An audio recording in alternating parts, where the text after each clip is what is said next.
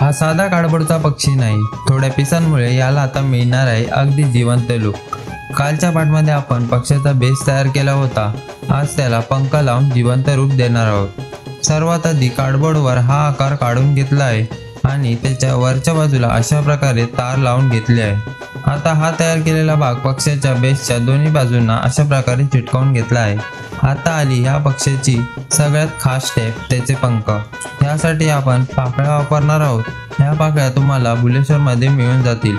आता या पाकळ्या एक एक करून अशा प्रकारे चिटकवून घेतल्या आहेत.